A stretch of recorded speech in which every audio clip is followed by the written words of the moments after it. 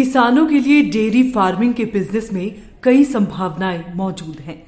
देश भर में कई किसान डेयरी फार्मिंग से काफी लाभ भी कमा रहे हैं, मगर एक समस्या ऐसी है जिसकी वजह से इस बिजनेस में काफी नुकसान होता है। ये समस्या है पशुओं में बांझपन।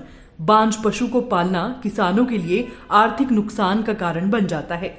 बताया जाता है कि दूध देने वाले 20 से 30% पशुओं में बांझपन की समस्या सामने आती है। ऐसे में अगर किसानों को पशुओं के बांझपन का इलाज मालूम हो तो उनकी मदद हो सकती है। हेलो किसान के इस एपिसोड में जानिए इस समस्या का हल। इस बारे में हमारे संवाददाता अंकित सिंह ने बिहार विज्ञान विश्वविद्यालय के पशु चिकित्सक डॉक्टर आलोक कुमार बसु से खास बातचीत की है। एक विकट समस्या है दुधारू पशुओं में। इसके आप 3 बड़े कारण देख सकते हैं। एक तो मादा पशु में ही समस्या है, दूसरा नर पशु में समस्या है जिसका आप शुक्राणु इस्तेमाल कर रहे हैं, और तीसरा है कि हमारा प्रबंधन में समस्या है। तो मादा पशु में समस्या फिर या तो जन्मजात हो सकती है। तो जन्मजात का समस्या ये है कि पशु 3 या उसके उपरांत वर्षों में रेगुलर हीट पे आएगा, लेकिन वो गर्भित नहीं होता है, तो उसको बांझ बोलेंगे।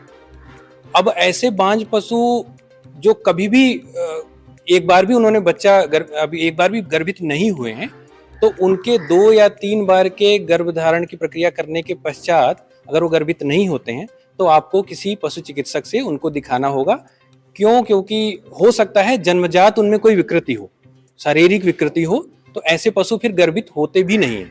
तो आप अनावश्यक उनके ऊपर अपना खर्च करते हैं, इकोनॉमी आप खर्च करते हैं, आप पैसे खर्च करते हैं। तो ऐसे पशु को आप जांच करा लें। गर्भाशय के रास्ते से, मलद्वार के रास्ते से पशुपालन के जो जानकार हैं वो उसको चेक करते हैं। दूसरा कि पशु के बच्चेदानी में अगर कुछ इन्फेक्शन है तो ऐसे पशु भी गर्भधारण नहीं कर पाते हैं। अब इन्फेक्शन है या नहीं है ये पता करने के लिए आपको उसका स्राव देखना होगा। अगर कुछ धुंधला सा आता है, कुछ दूधिया सा आता है, तो इसका मतलब आपके पशु की बच्चेदानी में कोई न कोई संक्रमण है।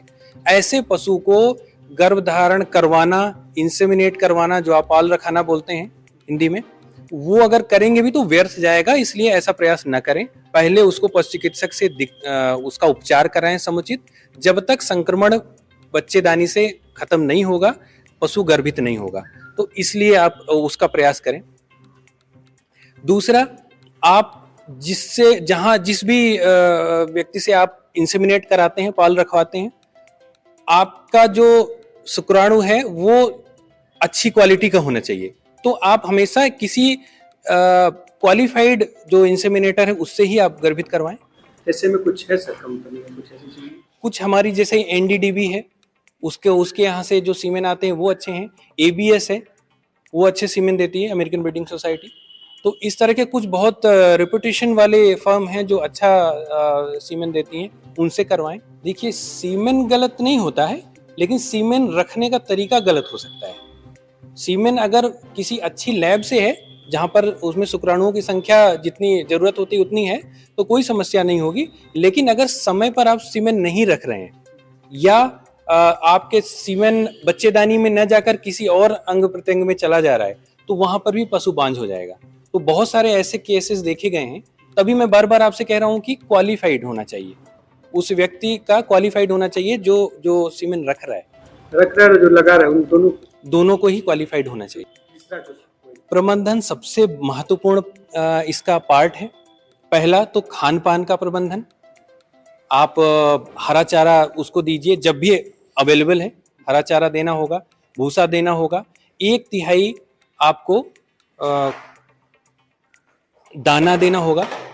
दाना इसलिए चूंकि जो दुधारू पशु हैं वो बहुत ज्यादा दूध देते हैं और दूध से उनके प्रोटीन और बहुत सारे मिनरल्स का लॉस होता है। तो वहां पे आपको समुचित, आप हमारे विश्वविद्यालय से भी पता कर सकते हैं कि कितना दाना, कितना हरा चारा, कितना भूसा। चूंकि समय का उपलब्धता कम है तो इस वजह से हम उस चीजों पर नहीं जाएंगे, लेकिन संतुलित आहार बहुत ज्यादा जरूरी है दुधारू पशु के लिए। दूसरा, जो प्रबंधन की बात करें तो रख रखाव।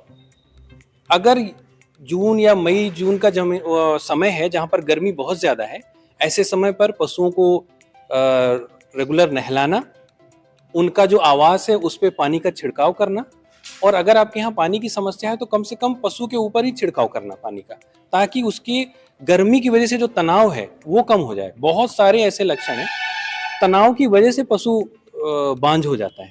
तनाव किस तरह का तनाव रहता है जानवरों में, इंसानों में? सर सुने जानवरों में भी तनाव? नहीं, जानवरों में इंसानों से ज्यादा तनाव होता है। देखिए, जहां पर भी पशु दूध दे रहा है, अच्छी क्वालिटी का दूध दे रहा है, तो वहां से उसके न्यूट्रिशन का लॉस हो रहा है, ये एक पहला तनाव है, क्योंकि आप चारे के माध्यम से उतना न्यूट्रिशन नहीं दे पा रहे हैं, कहीं ना कहीं वो अपने शरीर से कुछ आपको दे रहा है, तो तनाव होगा ही होगा। दूसरा, गर्मी का तनाव बहुत ज्यादा है। गर्मी का तनाव, अब जून या मई का समय है, बहुत ज्यादा गर्मी, आपके पास फ्रीजियन गाय आपने पाल रखी है जो ठंडे प्रदेशों की है, वहां पर उस गर्मी के तनाव की वजह से उसमें दूध देने की भी जो क्षमता है वो भी कम होगी। इस समय बहुत सारे लोग हैं जो पानी की मात्रा को कम कर देते हैं, यह सोचकर कि सर्दी के समय पानी की आवश्यकता नहीं है, लेकिन दुधारू पशु है, वो दूध दे रहा है तो पानी लगातार उसके शरीर से निकल रहा है, तो बहुत बार डिहाइड्रेशन की समस्या होती है। तो ऐसा नहीं है कि सर्दी में पशु को पानी नहीं चाहिए, पशु को पानी चाहिए। कितने लीटर पानी चाहिए पशु को? लगभग रोजाना कम से कम 40 से 50 लीटर। हेलो किसान में आज बस इतना ही। अगले एपिसोड में जानिए फसलों के लिए वरदान माने जाने वाले जीवामृत को घर पर बनाने का आसान तरीका।